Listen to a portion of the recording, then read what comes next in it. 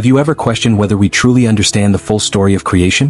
What if the biblical narrative contains a hidden mystery that has remained overlooked, a revelation that challenges conventional beliefs about humanity's origins and reshapes our perspective on the dawn of existence? Many have accepted the idea that Adam was the first man, fashioned from the dust of the earth by divine hands. But what if I told you that before Adam, before his breath first stirred in the Garden of Eden, there were already other beings, enigmatic figures whom the Bible refers to as the sons of God? Their presence is subtly mentioned in the sacred texts, yet their true nature and purpose remain shrouded in mystery. Why is this profound detail rarely discussed, and what implications does it hold for our understanding of creation? To uncover the depths of this mystery, we must journey through ancient scriptures and examine not just the biblical texts but also the traditions and theories that question the established teachings handed down through generations. What if history has been altered or vital pieces of knowledge deliberately hidden? Could it be that Adam was not the very first creation of God, but rather part of a much larger, more intricate plan? Let's take a moment to envision the very genesis of existence itself. A time before human life, before the lush paradise of Eden, before even the cosmic order was set in motion.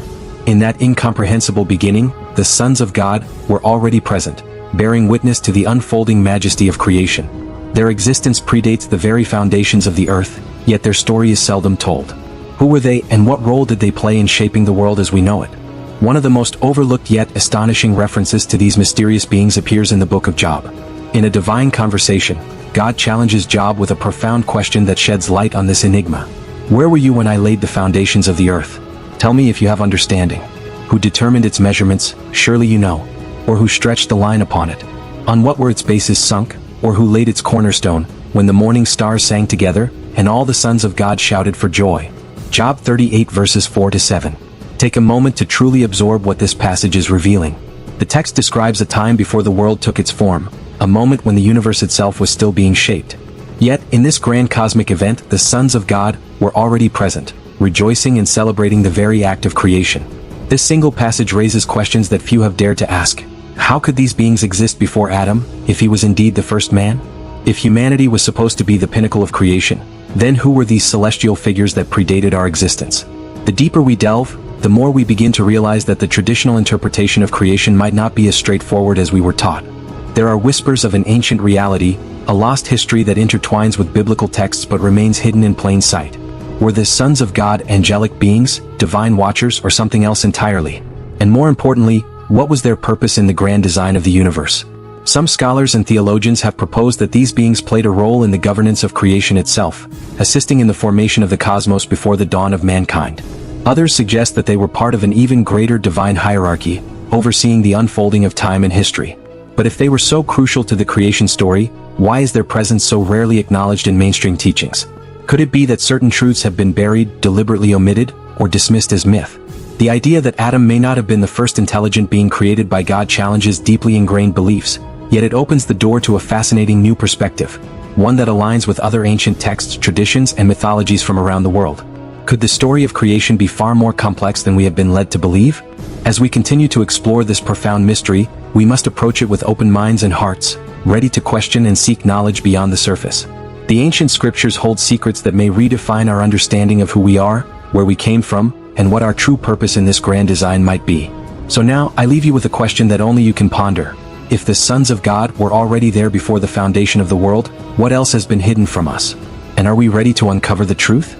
If the sacred scriptures begin with the story of creation in the book of Genesis, then who were the mysterious beings that seemingly existed before the dawn of humanity? And more perplexingly, why is their presence barely acknowledged in modern teachings? Could it be that these ancient figures hold a truth that many would rather leave undiscovered?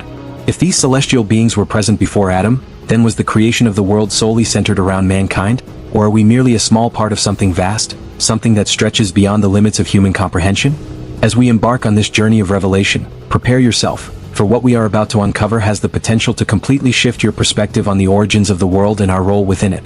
To understand the nature of these enigmatic entities referred to as the sons of God, we must turn to the ultimate source, the Bible itself. But does Scripture truly reveal their identity, or are we dealing with a cryptic knowledge that can only be deciphered by piecing together scattered passages hidden across different books? The truth is that while countless people have read the Bible, very few have recognized that these sons of God are mentioned in multiple instances, playing a crucial role in divine history. One of the most striking references is found in the book of Job, specifically Job 38 verses 4-7, where God challenges Job, asking, Where were you when I laid the foundation of the earth? Declare if you have understanding. Who determined its measurements? Surely you know. Or who stretched the measuring line upon it? Upon what were its bases sunk? Or who laid its cornerstone, when the morning stars sang together, and all the sons of God shouted for joy? This passage vividly describes the moment the earth was created, yet the shocking detail here is that the sons of God were already present to witness this grand event.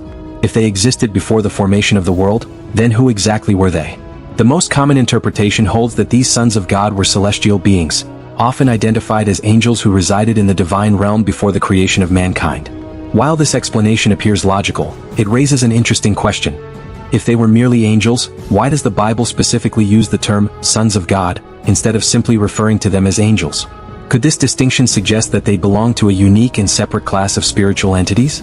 Throughout history, theologians, scholars, and mystics have sought to decode the mystery surrounding these beings, leading to three primary theories regarding their nature and origin.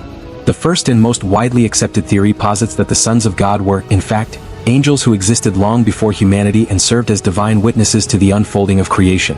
This interpretation gains support from Job 38 verse 7, which describes these beings rejoicing as the earth took form.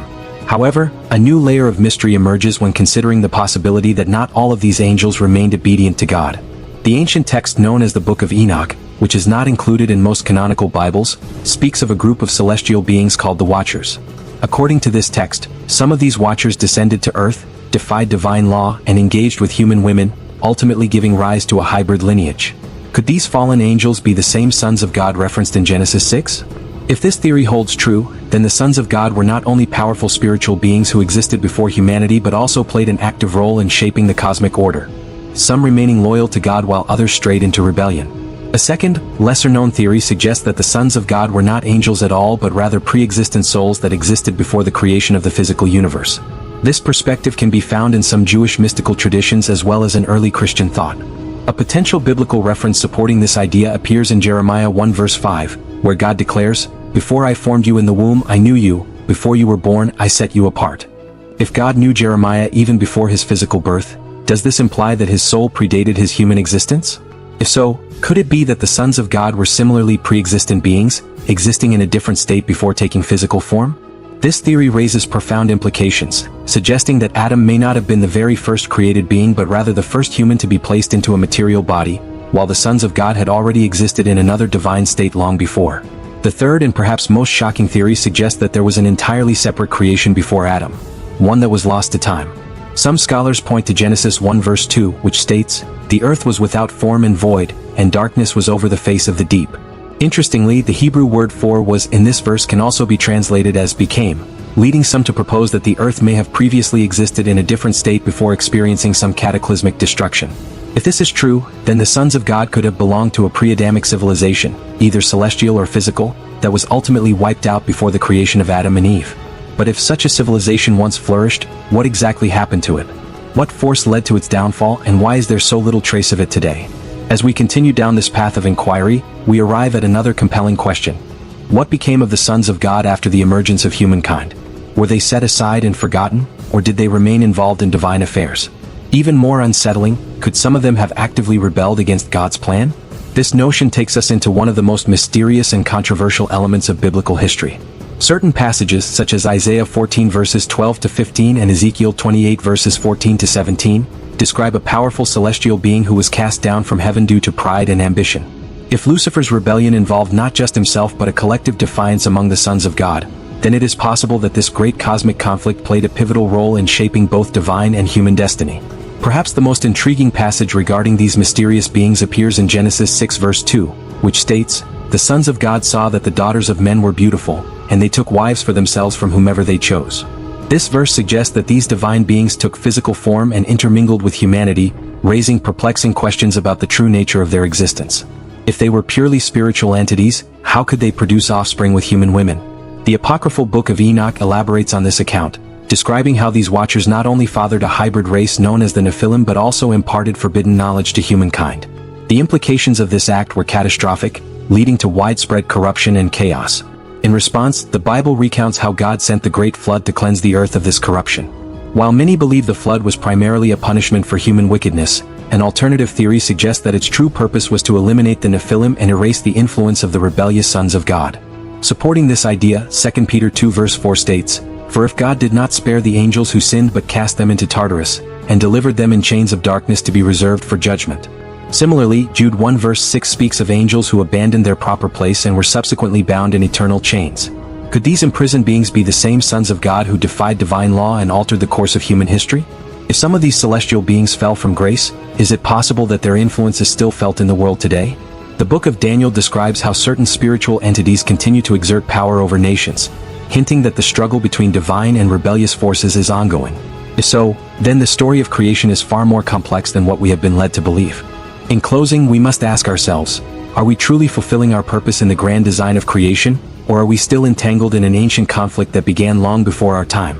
The answers remain shrouded in mystery, but those who seek the truth will always find the path to enlightenment. Best wishes on your journey of discovery.